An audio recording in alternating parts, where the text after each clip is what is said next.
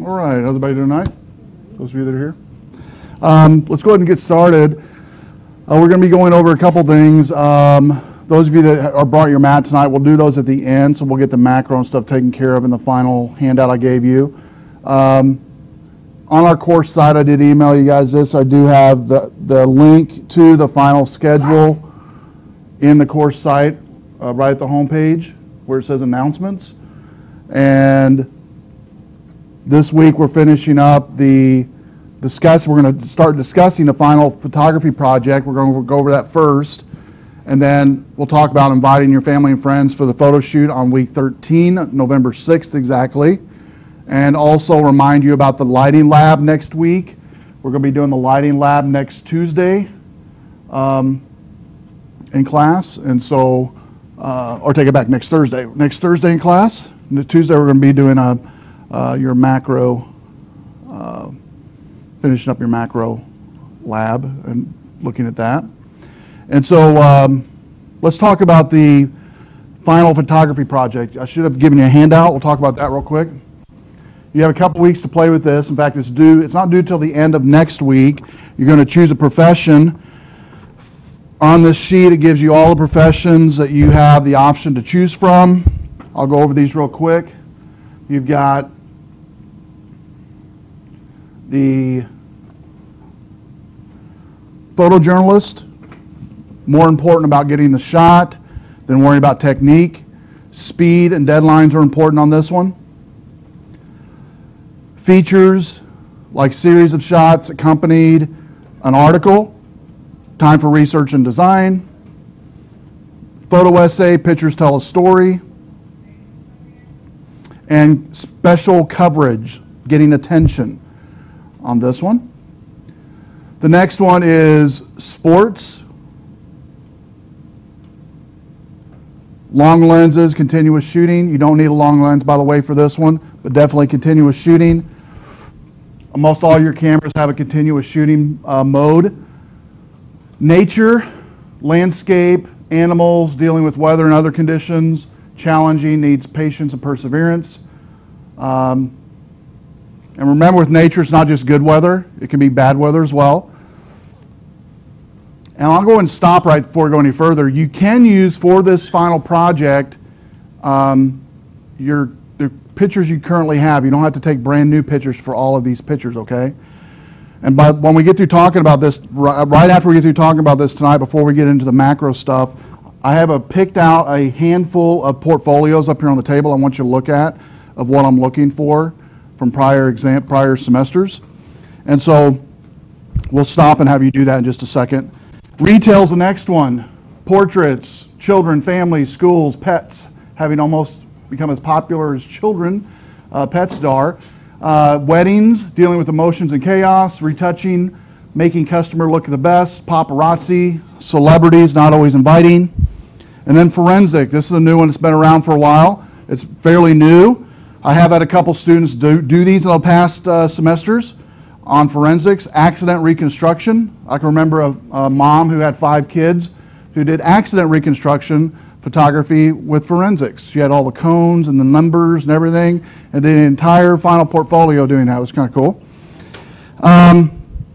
Crime scene, preserving the scene, objects, placement, evidence, physical person, item size, distasteful and disruptive, process documentation, maintaining a record of things, archaeological digs, documentation. Then commercial, architecture or real estate, buildings and interior spaces, construction photos before and after, products like catalogs and magazines, food magazines and books, people, models and clothes, and then finally the art photography. Now I'm going to pick out a couple of these here while I'm thinking of it. On the art one, we actually do have one here on the table I'll have you look at in a second. That's all about art.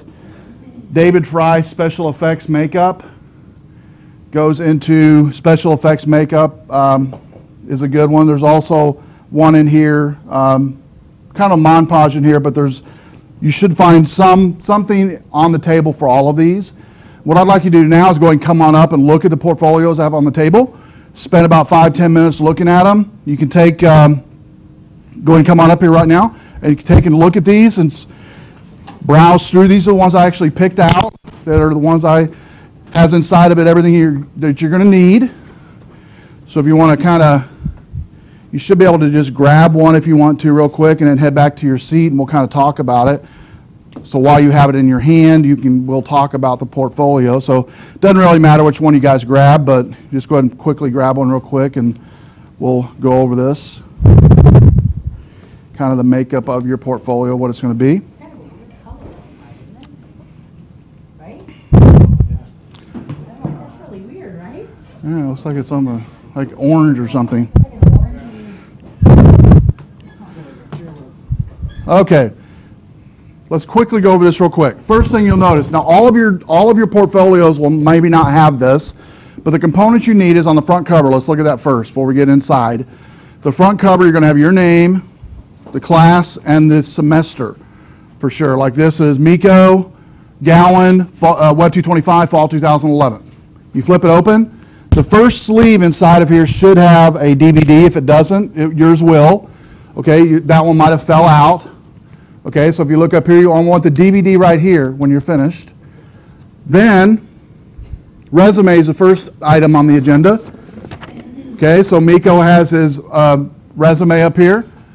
I have a resume builder starting in week 12, or week 11, I'm sorry. Week 11, there's a final portfolio help folder. On every week after next week, you'll have a folder in every week after next week that says final portfolio folder. In fact, let me show you real quick so I can draw your attention to it while we're talking about it. So if you look on the overhead, see where it says final help folder here?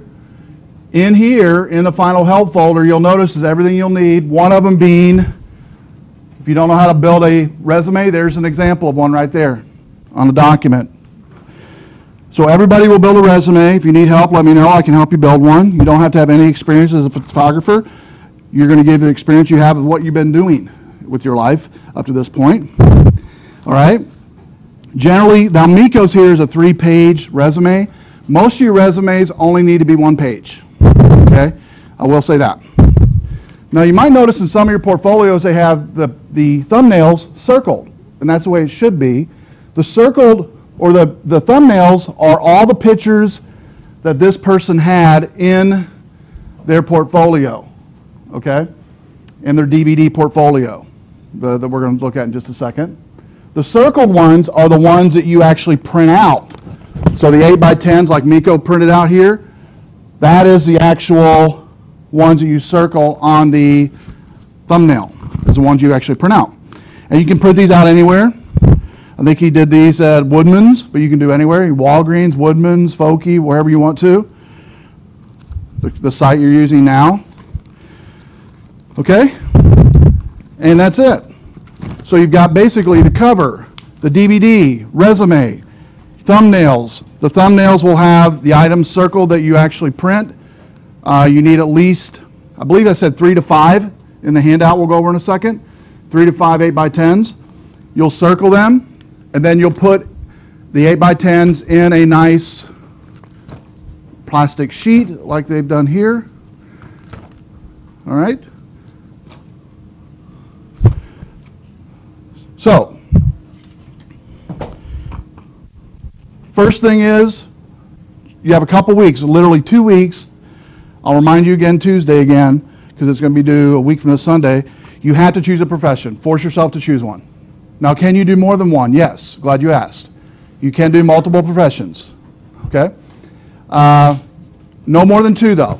You can do, like, say, for instance, popular is usually, let's see, commercial, and maybe, I don't know, let's say nature. Okay? Might be something you choose to do. But only choose no more than 2. Okay? Questions on the profession, what you're doing there. Let's go ahead and flip over to the next part, part 2, which is shooting the photos and preparing the images for publications. You'll notice I put a little star up there that says we will start working on this actually in week 12. If you look on the overhead, next week is consumed with the lighting lab, getting everybody ready for the photo shoot in week 12. Week 12, we do the photo shoot on Tuesday. And look at week 12 on Thursday. You begin working on your portfolio on week 12. Week 13, if you'll notice, week 13 and 14 here, the entire 2 weeks you work on your portfolio, except for this Thursday, there's no class for Thanksgiving. So you basically have the end of week 12 on Thursday, Tuesday, Thursday of week 13, Tuesday of week 14, then on week 15, Tuesday you can work on it, a week 15. Thursday I need everybody to come to class because I need to check off that you have everything ready for your presentation on this Thursday of week 15, the week of 11/26. Then the week of May 3rd, on Tuesday, if your last name begins A through N, you'll be presenting that Tuesday. That Thursday, everyone else will be presenting. Okay? So, starting the week 12 is when you begin using class time or your own time at home to begin working on this. So you got plenty of time.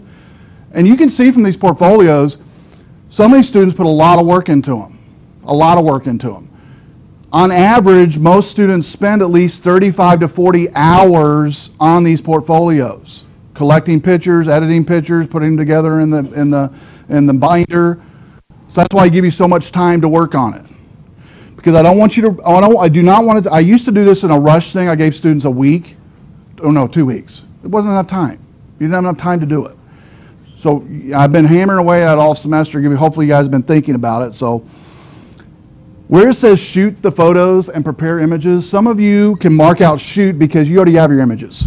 You might already know what images you want to use or the majority of the images of your own photos that you've already collected over the years. Again, these don't have to be new photos from this semester. You're collecting them, modifying them, whatever you need to do to prep them. And you've already learned how to use all the tools in Pixlr to do that. You can use Photoshop if you want to. But you're going to choose a profession. Again, you have a couple weeks from that. On number 1 here, choose a profession from the list above. Create a simple portfolio that would be suitable for a job interview. Can you take this job interview or take these portfolios and get a job? Yes, you can. I've had multiple students do that. Literally take the portfolio after I've graded it, go to Rockford Register Star and get a job as an internship. Done. You just hand it to them. They can watch a DVD, see the pictures. You're taking photos. Another place in town that does this is downtown Rockford has a number of businesses that are graphic designing type businesses. And one of them is called Trek Design, T-R-E-K-K Design. They've been there about 20 years. They also hire interns from this class with your portfolio in hand. So not everybody's going to do this, but even if there's only 2 or 3 students that are interested, you can use this to do that, okay, and to build your portfolio. Number 2, you'll notice it says shoot as many photos. You can replace shoot with collect as many photos too. Collect or shoot, either one. Most of you are probably going to not start from scratch. You're going to use existing photos you already have. Not to say you can't take new photos, but you don't have to. You don't need to. Create a contact sheet of the images. And I think I already told you, most students have usually around 30 images on average. 30, maximum 50, no more than 50 on the DVD. Now granted, on the handout you'll notice on the portfolio, you're only required to print out 3 to 5 pictures. All the other pictures will go on the DVD, okay? But you're going to create a thumbnail of all the pictures, both those on the DVD and those you printed out, okay? Make sense? No more than 50, no more than, even if you choose the average amount of students, and that's a number to shoot for, is 30. But if you go beyond that, that's fine, just don't go beyond 50, okay? So shoot as many photos as necessary to create your project. And again, a good number to hit is 30. Create a contact sheet. We'll print it. We'll have time to do that for sure. You can still, by the way, use a color printer downstairs where we used to work at. Okay, that lab is, anytime it's open, or even Chris, if he's down there, he'll let you guys go down there and print your stuff. So no problem there. So you print your portfolio, print your contact sheet. Make sure your contact sheet is color. I don't have that in the instructions, but I believe it's on everybody's portfolio. Make sure it's color. Protective sheets. Go to Walmart, get some contact sheets. Plastic contact sheets are pretty inexpensive. make sure and put your contact sheet in a protective cover. Circle in red the photos that you're going to print. Okay, that's generally the last step, by the way, but just so you know, you're going to circle in red those that you're going to print. You may need to shoot more pictures if you don't get what you want the first time. Thank heaven for digital cameras. Then the final presentation. So let's go over the final presentation, what it entails on the bottom of the sheet here where it says final presentation must include. I marked out a couple things. I marked out PowerPoint because students never even use it, so I don't even put it in. I'm not even going to put it in there right now. So your DVD can be created with either iPhoto iDVD or Picasa. The other one that student used last semester that worked pretty good was Windows Media Maker or something like that. That worked pretty good. You want it, whatever you use besides iDVD and Picasa though, you want to make sure whatever you're using, it burns it to a DVD that can be played in a regular DVD player at home. That's the test, okay? Now we're going to be playing it in my Mac laptop, but make sure you test it in your DVD player at home. We'll also test it here in class as well. And you just buy regular DVDs to print? I will provide them. Yes. I'll provide them. Actually, starting week 12, you will have a stack of DVDs in the classroom for you guys to come and grab. Okay, so don't worry about buying DVDs. So minimum of 15 pictures on the DVD. Again, I told you most students do 30. Music to the background. Your slideshow should have music set to the background of the DVD, and I'll show an example here in a second. Then the DVD or presentation using iDVD, Picasa, and in week 12, there are steps found, I hand wrote them in here, there are steps found in week 12 in the folder for final help of all the steps you need to know how to do whatever in. How to create iDVD in Picasa, how to create a DVD using iDVD. Portfolio binder, you guys have an example already in hand. Make sure it's a 1/2-inch binder, no folders, minimum 5 images and protective covers, and I've done that down to 3, so 3 to 5. Cover page, simple resume, contact sheet of all your images. Flip the page. This page just goes over the steps if you're going to use iDVD, which since we don't have iDVD in this classroom, you can use the one downstairs. More than likely, I would recommend you using for this class anyway, since we're up in here anyway and you have it at home, is Picasa. And Picasa, you can easily create a GIF DVD on your computer at home that you can bring anywhere and play it on a DVD player once it's burned, okay? So that's what I recommend doing. So we don't need to go through all the steps here for iDVD, but that's the steps for iDVD if you did want to use that. Let me go ahead and fire up Miko's DVD here if I could. Show you an example of one. This kid actually won a national contest in photography.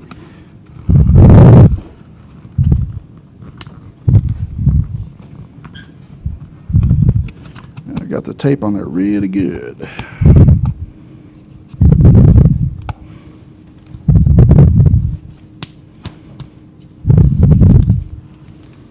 Okay, that wasn't coming out. All right.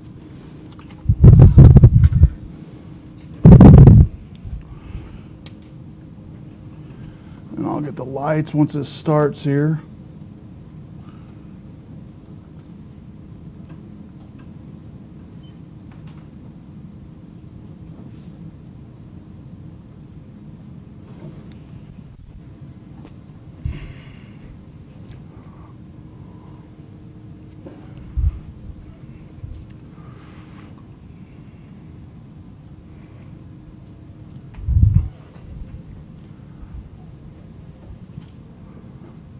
Okay, let's watch this one real quick. Now you'll notice it has a menu like all DVDs has, right? He used iDVD to create this one, but you can use Picasa, it'll create a menu as well. What I mean by menu is you notice as it's sitting there, pictures are scrolling on the menu. And you've got your little portfolio link there, photographer Miko Gowan. This is just a real simple template that comes with iDVD, but you also have the same type with Picasa.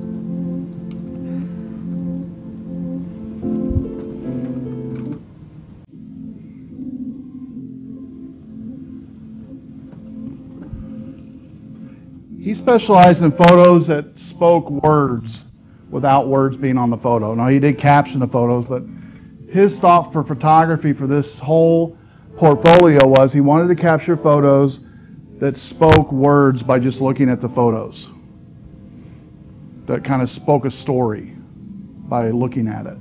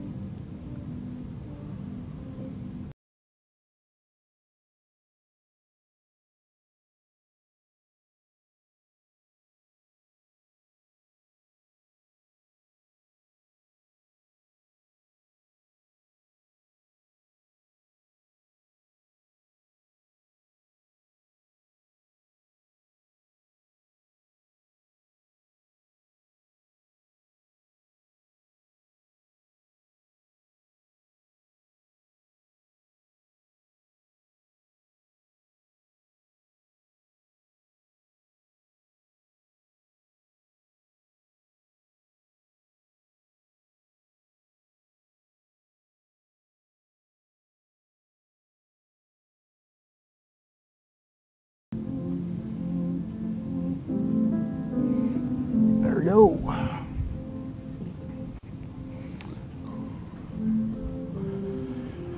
So, what do you think? Something you can do? Yeah. Oh yeah, you can do it. And if you don't think you can do it, just look at all the examples of all the students that have done it around you on those portfolios that are all over the classroom. And I know you can. You can definitely do it. 100% of you will complete it.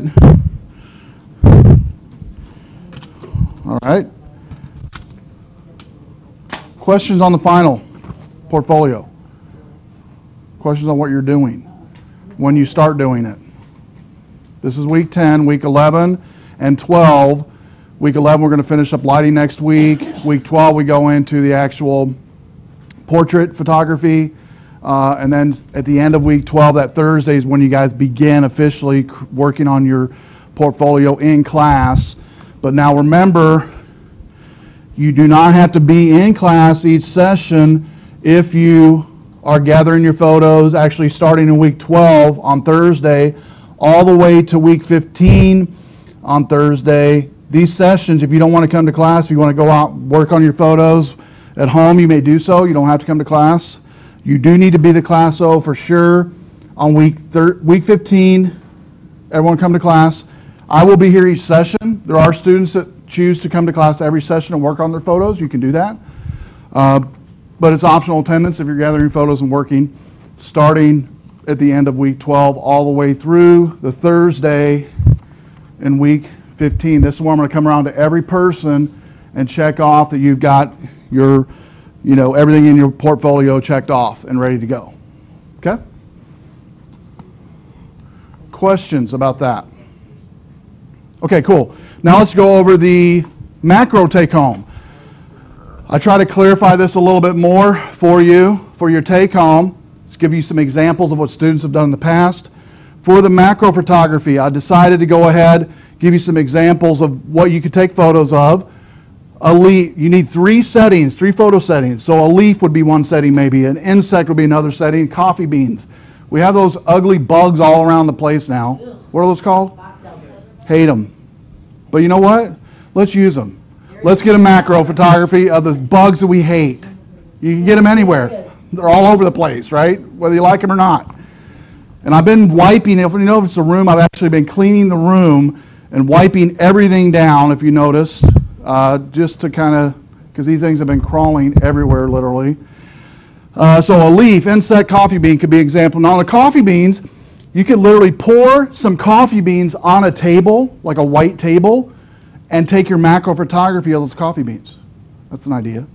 Okay. An insect, it could be the one we just talked about. A leaf, there's a lot of leaves even out there, an old big leaf or something early in the morning.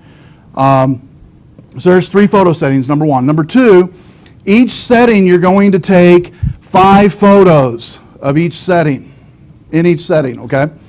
So 5 photos, and here I put in parentheses, here's what I recommend. 6 to 1 foot away from the object, 6 inches to 1 foot away from the object.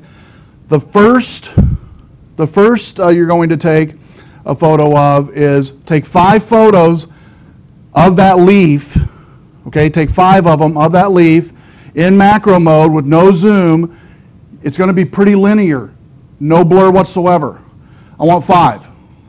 So if you take 10 photos, pick 5 out of those 10 of the leaf, okay? So if you decide the leaf, we're going to do this one. Some students decide they're going to go ahead and do, maybe you decide you're going to mix it up to where basically you have, you don't have to do 5 of leaf. You could do 3 of, 3 of the leaf, 2 for insect, whatever, and satisfy this one is what I mean, okay? But you need at least 5 photos of that. And so not much blur on this one, no zoom. That means just use your camera as it is, no zoom. Now your camera will do the focus thing. It'll try to focus itself, that's fine. Just don't do any manual zoom at all, okay? Number 2, 5 photos in macro mode. This one you can use a zoom, and I want you to use a zoom. With this one, by using the zoom, you will begin to get the background blurred out, and the foreground will be totally clear and crisp, okay? The background will be blurred out, foreground totally clear and crisp with this one. And again, to make it simple, if you wanted to do this 5 photos in macro mode, you could maybe choose the insect and say, okay, I'm going to do 5 photos of the insect using zoom, and I'm going to have a real clear shot of that bug, and the background's going to be blurred out. Want to do it that way? That'd be easy. And then 5 photos of macro mode where the blur happens in the foreground a little bit and in the background a little bit, both. Now we looked at some pictures Tuesday, remember, where I think it was a gecko was one example I can remember, where the gecko's head and neck was clear, but the rest of his body was blurred and the background was blurred. That would be an example of foreground and background both having a little blur in it. Now that's a little tricky. What you've got to do on that one is this. To get this effect to happen, you've got to basically start as close as you can to the image, back out slowly until you see this effect on that image. The foreground, background, a little blur, just a little bit blurred. Again, it could be just a corner of the foreground, a corner of the object blurred out. That's good enough, okay? So again, out of the 3, probably the third one's going to be the little trickiest one, but do your best. And if you split it up like I've given you an example of, that'd be the easiest. So if you choose the coffee beans for this one, 5 macro photos, foreground and background, coffee beans. The nice thing about you choosing coffee beans for this one, you control the entire environment. It's inside your house maybe, on a nice coffee table. You put the beans out on the table. You control the lighting. You control everything. Outside, you don't always control things. In fact, you never do. Okay? And so we can tell that from tonight's weather. So any questions on this? So 15 photos in total. When you guys come to class next Tuesday, I've already put in the folder for next Tuesday a link here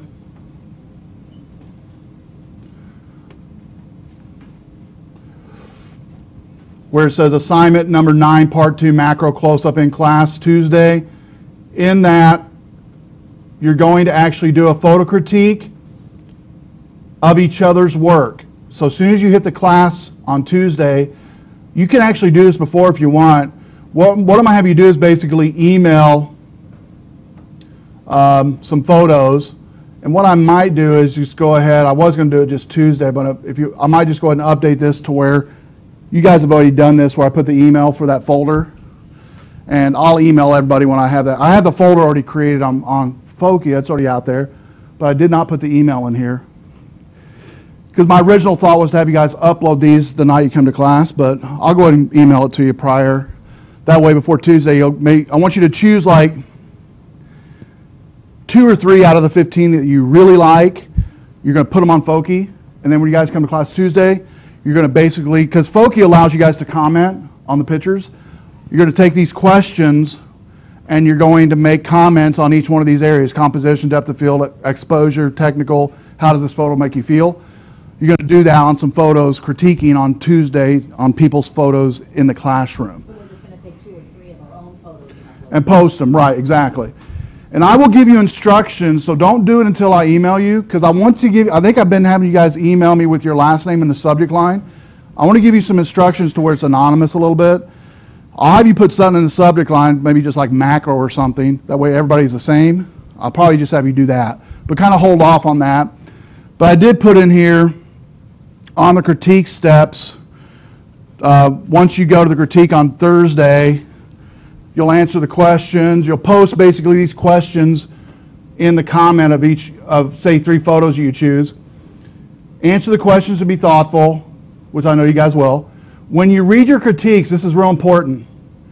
Do not take it personally. If you're thoughtful in your critique, though, most folks are going to understand where you're coming from on those critiques. And so, you know, don't take any critique personally. It's your work, it's your picture, it's not you, okay? So don't take it personally. And then once you're through with the critique Tuesday, I'm just going to have you guys post your name below and say done in the message, and that's it. That's Tuesday, the first part of class. The second part of class, we're going to open up with lighting, the lighting lab that we're going to actually be doing on Thursday. And you'll notice in here, I don't know if you guys noticed in week 11, I did throw in here an extra credit assignment if you want to do this. So say if you skipped an assignment or didn't turn one in so far, you can make one up or get credit by doing this. It's going to be a 50-point assignment basically, where you'll create a poster. The instructions are already in here. You create a poster or a postcard using Pixlr photos and text basically. So it's a pretty easy assignment, but I don't really want to require it, so I'm going to make it an extra credit. So if you guys want to do that, that's up there for you starting. You can actually start working on it now if you wanted to. And then Thursday of next week is when we're going to actually be talking about the lighting lab for week 12. Okay? So, any questions? All right. Well, if you have any questions, come up and see me. Before you leave, if you could do me a favor and bring the portfolios back up.